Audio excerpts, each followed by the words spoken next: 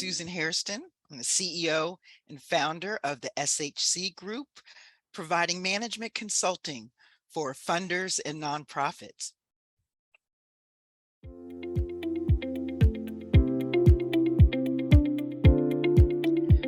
Like many entrepreneurs, my business started as the result of a major life-changing experience.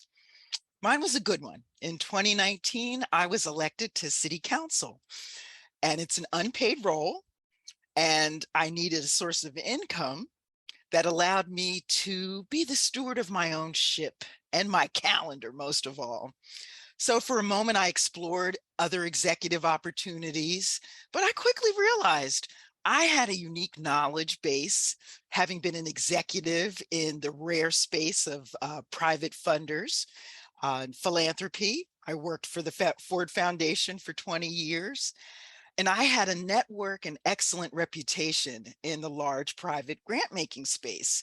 And so, since I hired many consultants, I knew that folks would pay me for my advice and my knowledge. So I created a business plan, which really was just putting my wildest dreams for success on paper. And I reached out to trusted friends and colleagues for advice. And so began SH Consulting in January 2020. Now, the services I provide, they've evolved over time. It's especially for funders who my job is to help them build or improve their grant making operations. And I do this with an equity centered approach. I also work with their grantees to make sure that their operating infrastructure is strong and they're able to keep getting funded and keep providing those services. Now, for nonprofits, I advise them on how to market themselves to funders. And people think that's just like, oh, Susan, call the Ford Foundation up and have them give you a grant. It's much more than that. Since my expertise is running international grant making operations, and I work with lawyers, I work with financial professionals and administrators, all with an eye for operating excellently internally, and also making sure this is what's my niche, that you do this without harming the nonprofits and their constituents.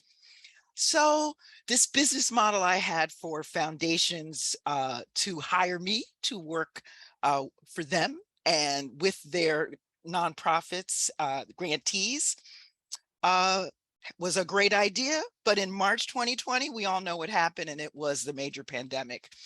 And like everyone, we had to pivot. I had to pivot my focus, and I only worked with nonprofits.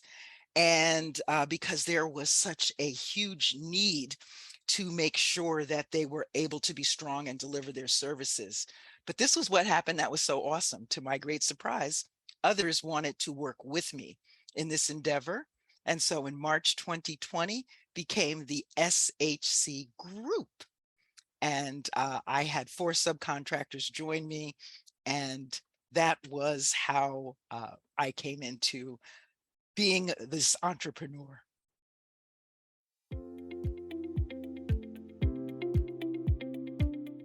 Really, the big one for me was changing my mindset from being an executive to a business owner.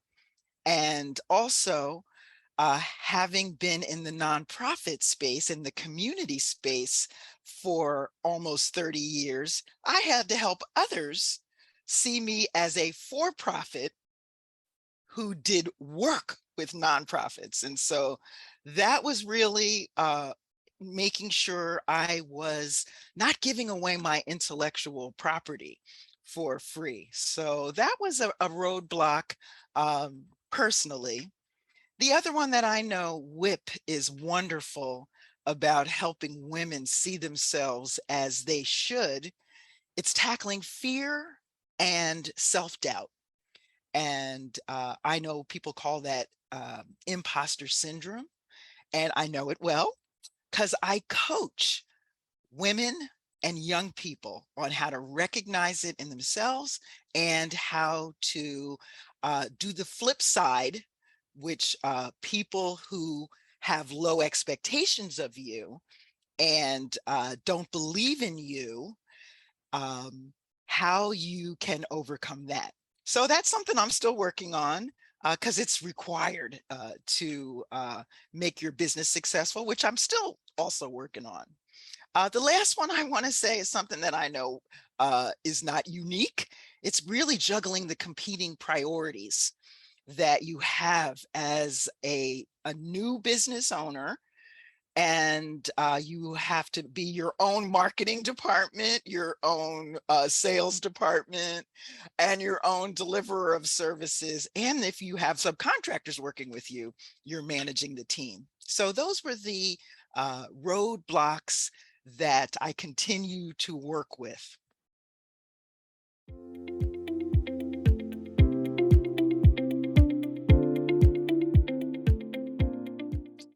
That is a very simple question. How has WIPP been valuable to me? I have the privilege of knowing the president, Candace, and when I was seeking mentors and coaches and seeking advice, she was like, "Oh, you're kidding! You have to join WIPP," who I at that moment hadn't considered being in the policy space, in the federal contracting space.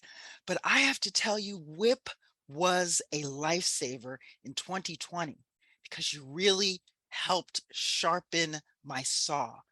You helped me see women who were doing amazing work.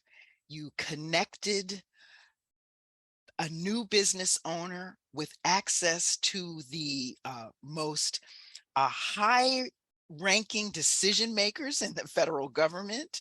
And so it was really that community during a tough time that I could rely on to tune in. And so WIPP was excellent in just being a business owner in general, but also for being new to the space.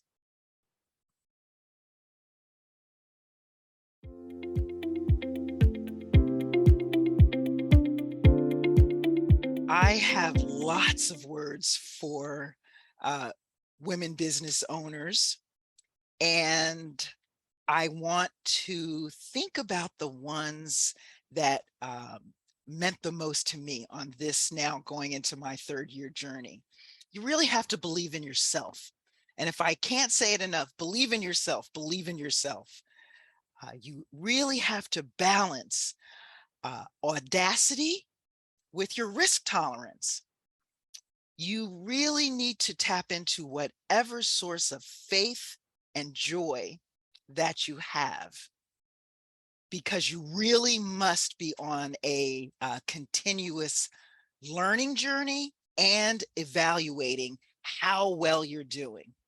And the number one thing I learned after the faith and joy is you have to manage your relationships, because that is so important for women in business, to make sure you're setting up those boundaries and you are seeking what you want to achieve.